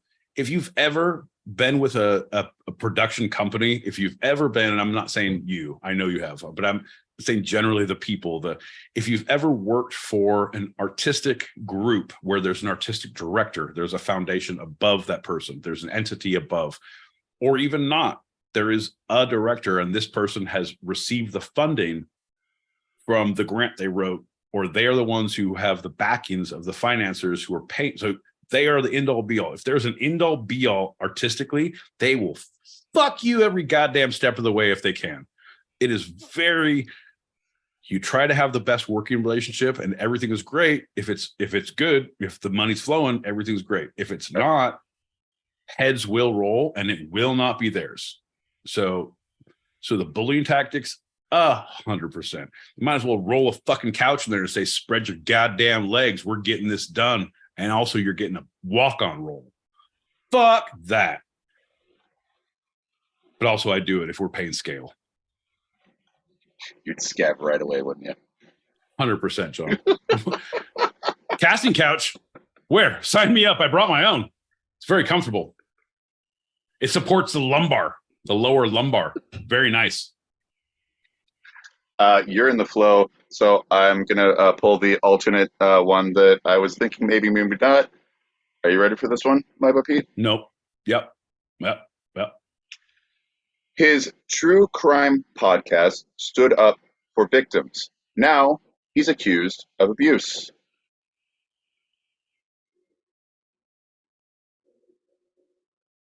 Okay, number one, yeah, just because you have a hobby doesn't mean it's special that you do the bad things about the things, John. We talk a lot about stupidity. We shine a goddamn spotlight on dumb that is happening everywhere. Oh, learned people, educational, but dumb. All of a sudden, we get arrested for fucking criminal mischief or drunken public or fucking public urination, and now people are shocked. No, we're not. That's what you know. Come on. You're just another one. You're short on topics, and you say, you know what would be very fucking meta? Imagine that pitch meeting. That's why there's no one above him, because no one said no. Let's do a palate cleanser. My boy Pete, final one. The Financial Times believes Japan should sell Nintendo. Here's the deal. I'm a Wario, John. I'm gonna win. Number one. Get that through your fat ginger skull. Keep going, but I just had to give you that one. Yeah. Right? It can't be all fucking peaches and toadstools every step of the way. You're going to hit hard times. You're going to go to fucking, you're going to encounter turtles. You're going to be in Bowser's Kingdom. There's going to be some, but if you stick to Rainbow Road, John, if you really, really find your way through, you're going to be on the top of that fucking pedestal. I promise you that. The top of the flagpole. The world is your oyster, and you are no longer allergic to shellfish, my friend. Let Japan keep Nintendo. It's better for everyone. Do you risk it all and jump off the Rainbow Road right at the beginning, trying to skip half the track? Bet your ass I do. You know that about me. I'm 100%. Unless I have a good lead, I will always jump off Rainbow Road on the first pass. If I am behind on lap 2, I will always do it. If I'm behind on lap 3, I will always do it. But the first lap, if it's neck and neck, I'll do it. If I'm ahead, I won't. If I'm behind, I will. But if I don't see anyone, fuck yeah, dude. 100%. 100%. What do you think fucking turbo is for? Come on. I have known you to jump off and fall a couple of times and then do it again, make it, and still win the race. Yeah. Yeah, John, because I am more of a tortoise with no brains than a hare with lots of legs.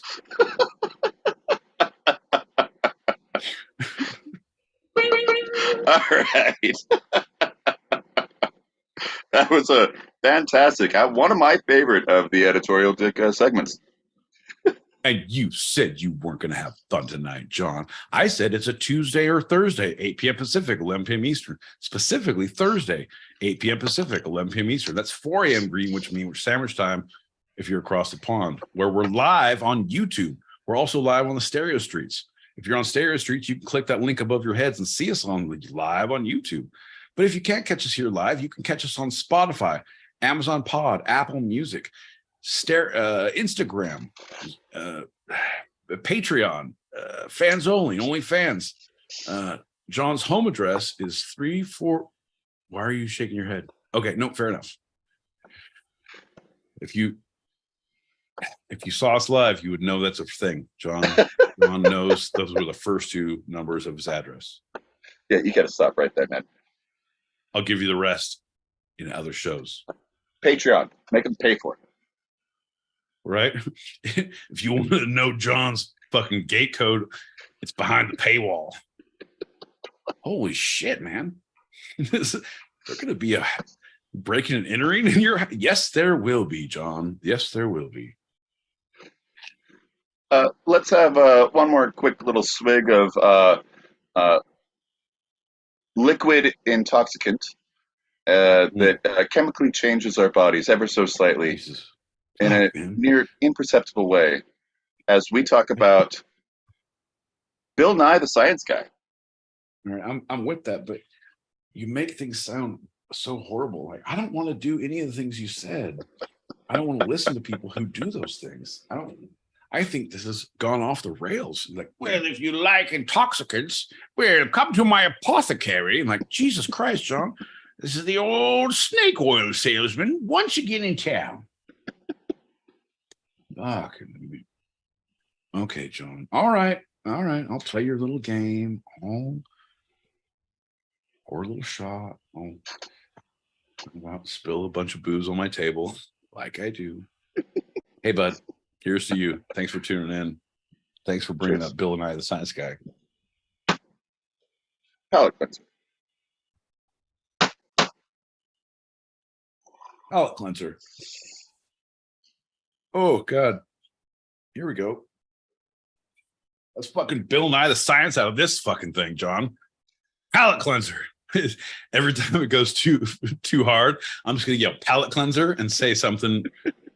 John, this is a great segue. If you guys have Pete's weird-ass segues on your bingo card, well, welcome to the party. You're going to stamp a lot of boxes tonight.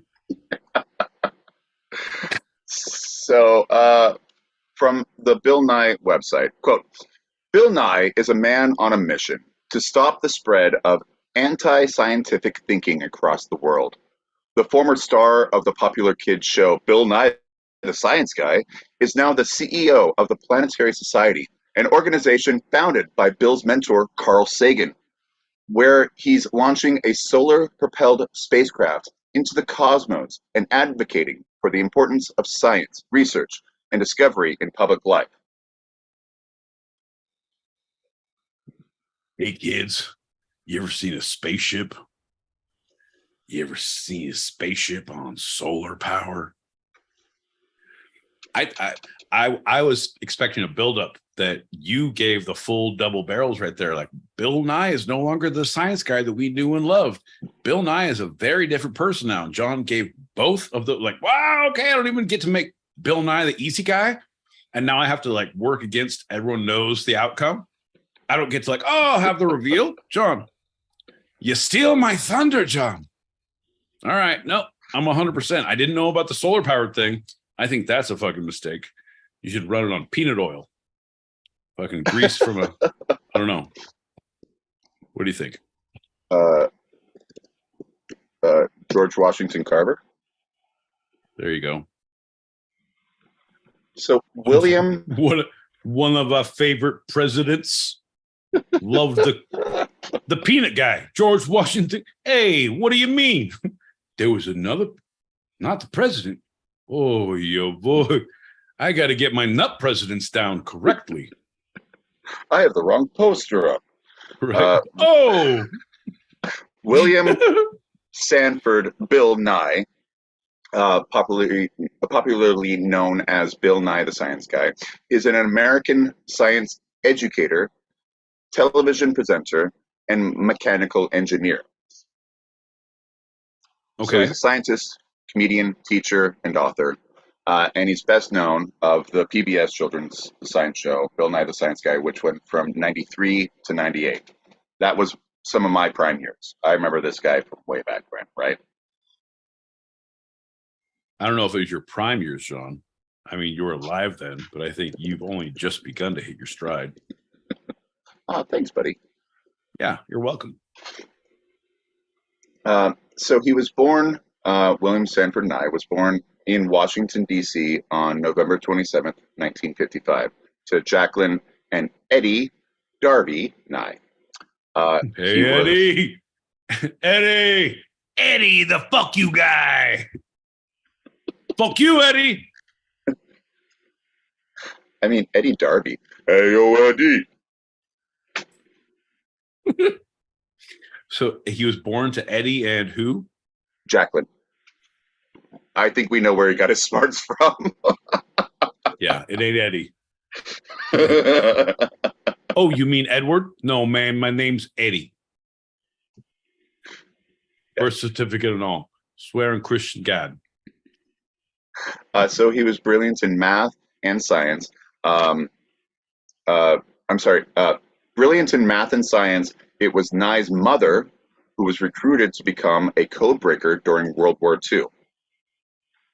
His father was held in a Japanese prisoner of war camp where he had no electricity for 4 years. Okay, hold up. So Eddie was Japanese? No. He was captured by the Japanese. Oh, okay. He was. Oh, okay. I was thinking the horrible shit we did over here.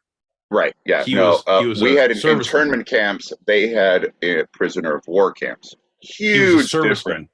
He was a serviceman. He was serving overseas in World War II, and he got captured and went to a POW camp. Yes. While Jacqueline was a code breaker. Okay. All right. Pretty fucking good. Thus far, I'm in, John. I'm seeing a whole fucking pitch right now. What else we got, bud? Well, because of the lack of electricity, this experience made Edwin, the father, a sundial enthusiast, with his son later becoming an enthusiast of sundials himself. This fucking sundial. My father shoved it up his ass, this uncomfortable piece of metal. 3 years in the Japanese internment camp. It was given to me. I feel like that's where Quentin Tarantino got his whole pitch from, was Bill Nye. John, little known fact, it was in the outtakes, and they saved it for time and real space. I mean, that makes sense. With Christopher Walken speaking so slowly, they had to make up for time somehow. Right. And at the end, they cut the whole sundial bit. They said it's a watch. Like, why do you mean? Like, oh, because the sundial wouldn't come in or out easily. Like, fair enough. Fair enough. So, as a student at Cornell University, Bill was introduced to the wonders of astronomy in a class taught by Professor Carl Sagan, who's a co-founder of the Planetary Society. Okay. Sagan's great. Sagan's a fucking interesting character, man. You go back and you look at his shit because he was on Letterman and he was on Carson and he did a lot of public appearances that you can look at Sagan lectures, but like who streams to that, unless you're looking at Sagan videos. Like, yeah, I'll look at some Letterman stuff with Sagan. Jesus Christ. He was like James R.R. He was like Martin. Like he was fucking, oh, is this a token rep? He's like, are you the Lord of the Rings or holy shit. That's crazy. in a 5-minute segment on Cosmos, his big show, he disproved flat earthing, saying that it was Alexander the Great that disproved it so far back. He's like, it's been disproven for so long. It was amazing. He like tore the entire flat earth theory to shreds. He has some amazing, I guess they're monologues. What would they be? What would you call them? Lectures, like kind of TED Talks. It's like a TED Talk. It's a our sponsor, our fucking one and only sponsor. Well, as far as who just gives us money, it's mainly for the dancing we do. I'll be your private dancer. I'll dance for money. I'll be like that shit. You like that? On one of his sets, he used what was this? I forget which one, but he used that the Carl Sagan break, where it was the entire Carl Sagan, like 40 seconds of minute and a half of his breakdown with the beat behind it in the middle of his set. Yeah. Remember that one? Yeah. That was great. And aptly named Galactic Super Friends. Check them out. Great sponsor. 100%. Shout out. So Bill Nye joined the Planetary Society that Carl Sagan founded as a charter member in 1980.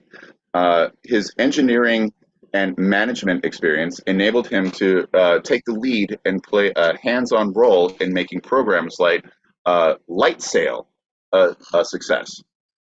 Just early technology. But it was, what's the R? Registered. Rectified. Registered. Rectal? Registered. Yeah. Trademark? You're talking about like the TMs? Yeah. TM, Registered. C, copyright. It's the R. Copyright. Registered. Registered. So now Bill Nye is the Planetary Society's CEO. He took it over. His mentor was the co-founder. He's now the big wig. Nice. Was it a hostile takeover?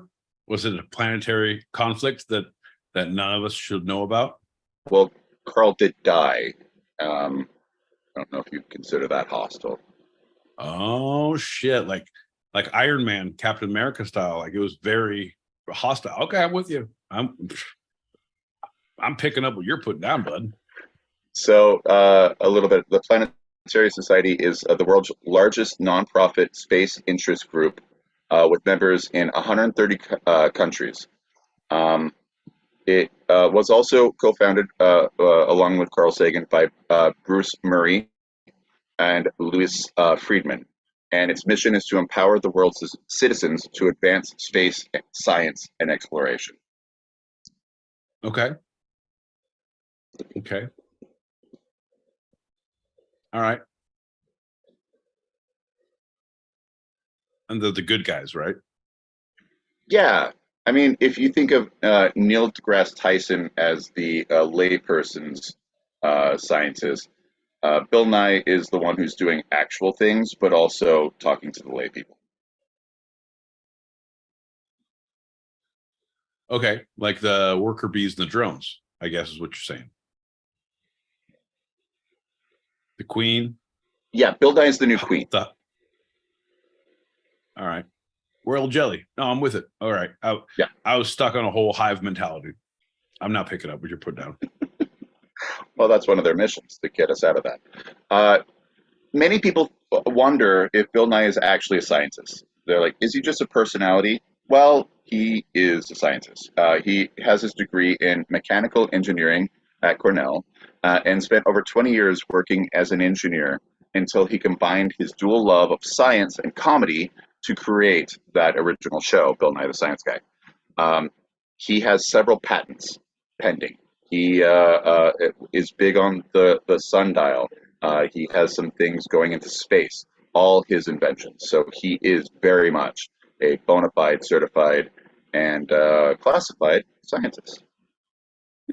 I may not be a gynecologist, but I play one on TV. No, but he really is. It's crazy town.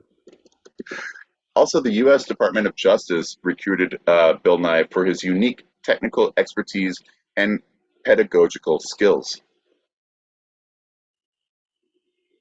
Say that one more time. Try again. So he was recruited by the Department of Justice because he can speak real well and he has a whole lot of actual expertise. So he doesn't flubber when he goes off script like actors would. There you go. Gynecologist. Fuck. He did apply for NASA's astronaut program 4 times, always unsuccessfully. He's never been an astronaut, unfortunately. We should connect him with Elon Musk or Jeff Bezos because I heard they're making astronauts in our day-to-day lives, John.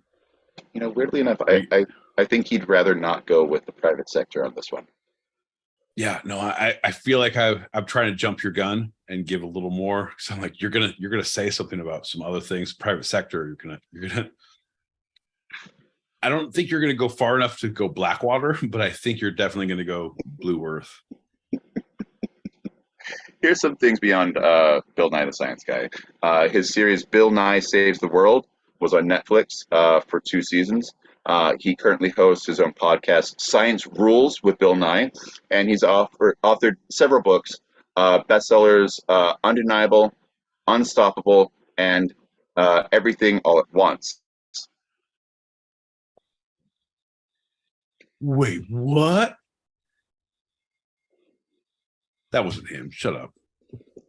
No, not Everything Everywhere All at Once. That's different. This is a book called Everything All at Once. This actually came out before the movie. Those guys like Bill Nye the Science Guy too? Crazy town. Here's something a little close to home for you, Pete. In 2010, he became the face of Oakland, California's Chabot Space and Science Center, where his climate lab featured the Clean Energy Space Station, where he was the commander. This is where he started to speak out about the scientific realities of climate change. Oakland and San Francisco are so cool in that I feel like we have good things in LA, but up Northern California, there's some really cool fucking museums that are hands-on that you can see specific examples of scientific theory. Like, I don't understand what the Doppler effect is or forced perspective or basic stuff. It's not a children's museum, but it is. Like, it's very basic. A lot of these things, like, it's so cool. It's so cool. Like, I went there as a kid. I went there as an adult. I'm like, this is awesome. And it's in that vein that it's so accepting. Like, hey, people are willing to learn. People are willing to here's some amazing science. And it's not just what we're telling you. It's come and try it. Come and look at it. Come and touch it. It's around, which is, to me, like, you talk about it. I don't believe that's a thing, but you show me and let me fuck with it. Like, oh yeah, I'm in. Thanks, Bill Nye, the forced perspective guy. What's your name again? I don't know. It doesn't matter. I said he holds several U.S. patents. Some of his lesser known include ballet point shoes. He has a patent for those. And also an educational magnifying glass, which can be created by filling a plastic bag with some water. Wait, how does that one work? I want to do that. Yeah. See? Takes a genius. John, are we going to do a science experiment here on Thursday, 8 p.m. Pacific, 11 p.m. Eastern, with our cameras on? John, in this glass, I have normal water. In this glass, I have rum. Let's drink them both and see what happens to my communication skills. That's a science experiment. You know Ed Bigley Jr.? Yeah. Bill Nye and him have this ongoing competition of who can leave the smallest green footprint.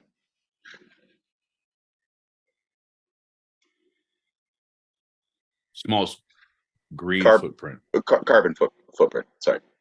Carbon neutral. Yeah. Oh no, I give back. They now pay me.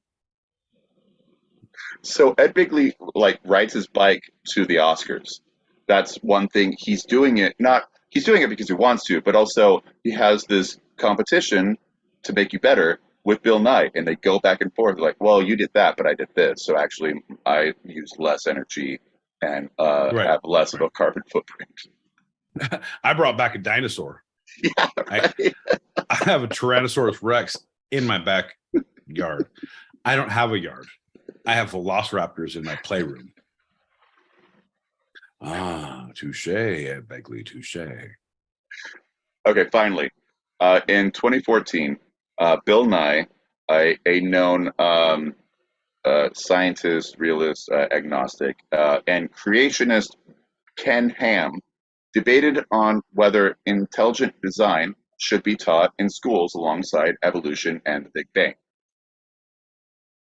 I'm not going to go into it. Just go and watch the debate. All I'm going to talk about is the very final question. Okay, fair enough. Go ahead. What is the one thing more than anything else upon which you base your belief?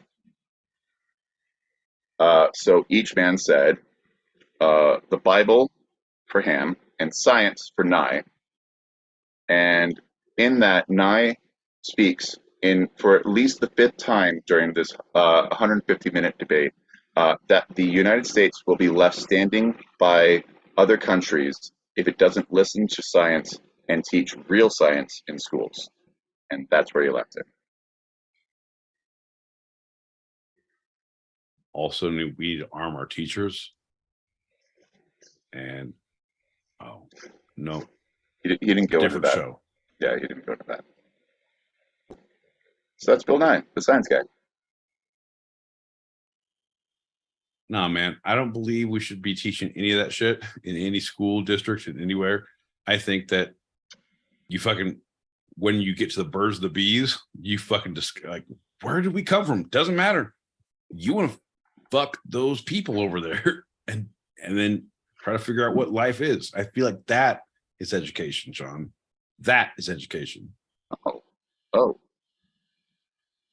Oh, you want to arm people with knowledge going into things?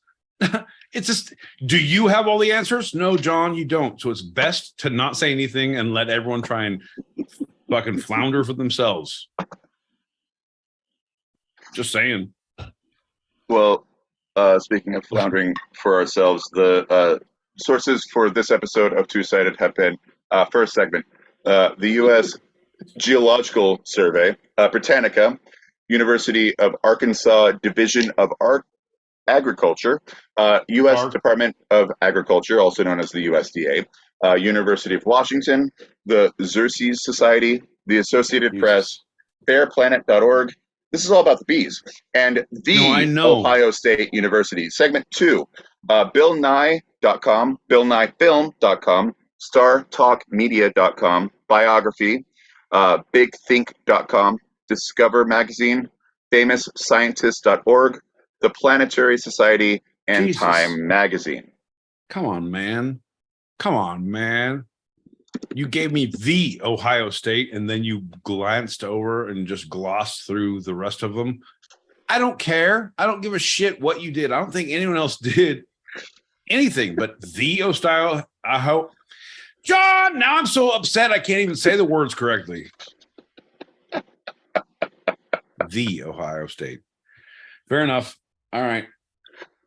My references for this this show have been you know what? I'm not even going to get into it because we don't have enough time, folks. Not tonight. That's behind the paywall. Well, we have just enough time for my boy Pete. From this episode, is there anything you'd like to take a second glance at, a second look, a second thought, a second opinion? This is Pete's Retracted Corner. 100%. John, I'm glad you asked. John, there's very few times that I feel regret in my life. And tonight is one of those times. What John would like to take back, my retraction on this would be to trust you.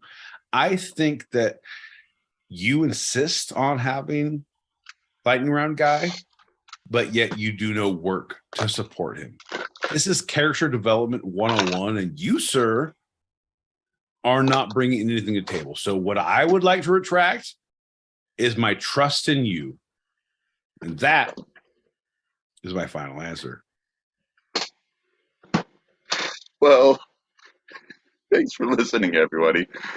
We have our open chat show live on stereo every Tuesday at our usual start time. So if you want to join us or want to throw some topics out there, email twosidedpod@gmail.com. That's TWO sidedpod@gmail.com. And for those listening live on the stereo app, stick around in this room for our continued chat in the green room right now for our after show wind down. Let's do a shot, Pete.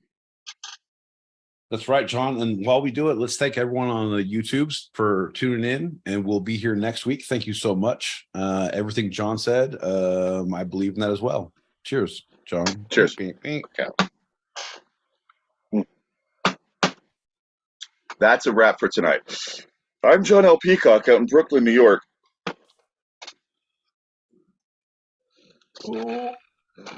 I'm my boy Pete in Southern California. And this was our show. You can eavesdrop wherever you get your podcasts and even join us live, both on our YouTube channel, handled at twosidedpod, all one word, and the stereo app, every Thursday, 8 p.m. Pacific, 11 p.m. Eastern, as we talk about the two sides of life, the serious and the fun, here on Two Sided. Love you, Pete. Love you, John.